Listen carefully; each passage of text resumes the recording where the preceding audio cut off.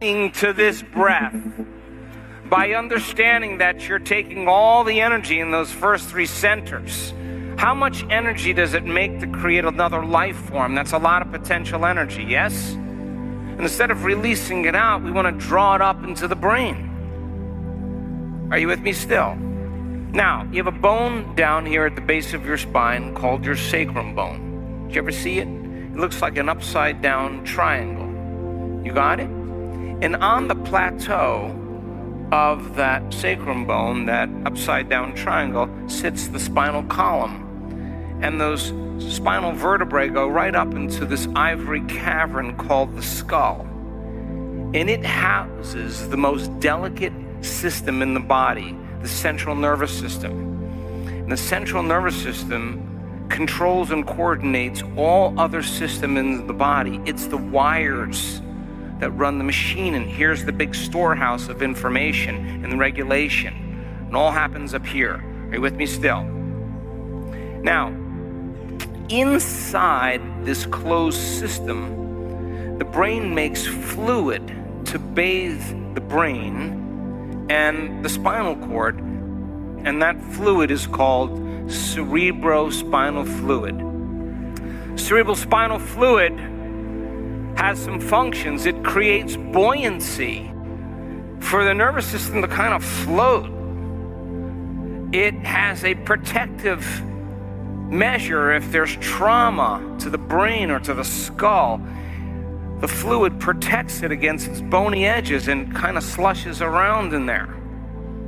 It serves as a transport system to bring nutrients and neurotransmitters and hormones and chemicals to different parts of the nervous system. And its very substance enhances conductivity or electrical charges in the brain, so it's really important. You got it? Now that bone down here called your sacrum bone works with your skull. When you inhale and you take a breath, that bone called your sacrum bone kind of flexes back like this. And when you inhale, the sutures of your skull open up just a little bit. And when the sutures of your skull open up and the sacrum bone flexes back, that cerebrospinal fluid drains down because there's more volume. You with me? And when you just naturally exhale, the sacrum kind of flexes forward and the sutures close, and when that happens, it closes the system, and when the sacrum flexes forward, it propagates a little wave, and it pushes the fluid up. So the mechanism of inhaling and exhaling kind of moves this cerebrospinal fluid very slowly. And it can start at the base of the spine, it can go all the way up to the brain, and there's 4 ventricles in the brain, 4 openings. Goes through all those different chambers, goes around the brain, comes back down. It takes about 12 hours for one molecule of cerebrospinal fluid to make that journey. So you flush your brain twice a day.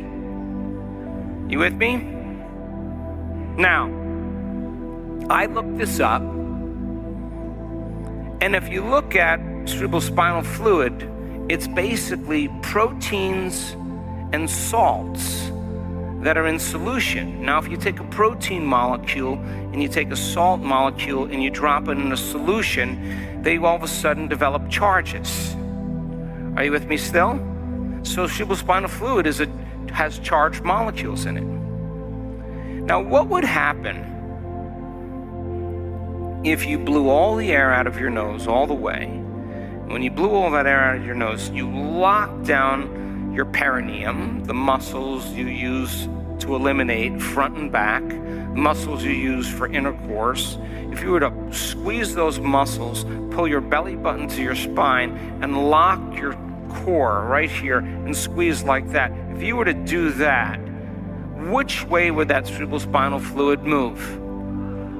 Up. And if you were to couple a very slow, steady breath with the intention of pulling that energy from these lower centers all the way up to that pineal gland in the back of your brain, and we'll talk about that in a second. If you could couple your breath with the contraction of these muscles, as you breathe and you squeeze, you start moving this cerebrospinal fluid up towards the brain. How many people understand? Now, Engineers and scientists in this audience and physicists will tell you, if you take a charged molecule or charged molecules and you do this, when you accelerate a charged molecule, it creates an external field called an inductance field.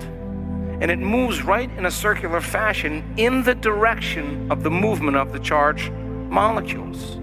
Are you with me still? So if you moved several charged molecules all at once, that inductance field, as it moves, could literally draw energy from these centers up towards your brain. This breath is not a passive breath. This is a very engaging breath. And it takes a little passion, some presence, and the desire to want to have the experience. And it takes a little practice coordinating this one slow, steady breath with the contraction of these muscles that you use in other ways. And I'm asking you to coordinate it with the breath. And if you get a little passionate and you start doing it and you have a target, that pineal gland, one slow, steady breath, you're pulling that energy up, pulling up your perineum, pulling in your lower abdomen, locking down your core. And as you squeeze like this, as you draw the breath up, which way is that fluid going? And you're creating that field. You pull it up into your chest. When you get it up into your chest, your shoulders come down. You lock your entire torso, all these muscles, and you squeeze like that. You bring it through your throat. You straighten your spine. You finish your breath right on that pineal gland, right between the back of your throat and the back of your head.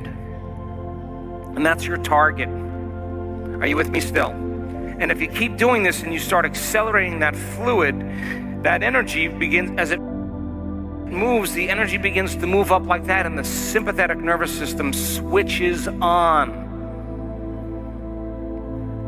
And once that sympathetic nervous system switches on, there's an arousal. And that energy is not going to be moving out. The sympathetic nervous system is going to merge with the parasympathetic nervous system, and that energy is going to be released up into the brain. Are you with me still? And there's a gate at the brain stem called the thalamic gate. And that gate opens wide up. And that energy moves right up to the brain. Now, once the energy makes it to the top of the head, all that energy that was stored in the body, the 95%, is now moving up towards the brain. And as the energy moves up towards the brain, you get a positive charge here and a negative charge here. And you have a positive charge here and a negative charge here. What do you have? A magnet. And all of a sudden, you start producing this external electromagnetic field. And that energy goes right up to the pineal gland, and it signals that pineal gland, and the brain goes into gamma brainwave patterns. And the person is feeling an awakening. They're feeling a euphoria. They're feeling a release of energy into their brain. Now, when they feel that feeling, what do you think they're going to say? Oh, I don't think I want any more of that. The person's going to say, I'm going to go get me some more of that. I like that feeling. And you're pulling that energy like drawing fluid up a straw right to your brain. Now listen closely. I looked this up. I didn't get on social media and say, does anybody know anything about the pineal gland? I didn't do that. And I did the research. And just like homing pigeons, just like all reptiles, just like all mammals, there's tiny little calcium carbonate crystals in the pineal gland that are stacked up on top of each other in the human being, rhombohedrons. And they're stacked up on top of each other. And the research says that it has piezoelectric properties. What does that mean? I looked it up. When you apply a mechanical stress to these crystals, the mechanical stress begins to create an electrical charge in the crystal. And the compression begins to polarize the ends of the crystal with a positive charge and a negative charge. And when you polarize the crystal with a positive charge and a negative charge, what do you have? A magnet. And all of a sudden, as you compress those crystals, the mechanical stress creates an electrical field. And that field actually expands until the crystals can't stretch any longer. And then the field reverses. And when the field reverses, the field actually exerts a pressure against the crystals again that causes the crystals to expand. And the next thing you know, you have a little radio receiver. How many people understand? And you switch on the brain's radio receiver, and now the brain can tune in to frequencies beyond the senses. And that is the mystical gland. And the research says it's a transducer. How do I know? I looked it up. I didn't go on social, I looked it up. Transducer, like a television antenna. That's what it said. Taking energy and information in one form and turning it into pictures and images, meaning. And that's why it's called the third eye, because you have an inner vision that's more real than the outer world. The brain now is picking up information from the field and it's transducing it into profound imagery, a mystical, transcendental moment. And we do the breath. When you finish that breath, I'm going to ask you to finish it right on that pineal gland. That's your target. And I'm going to ask you to hold your breath. Now, this is not torture.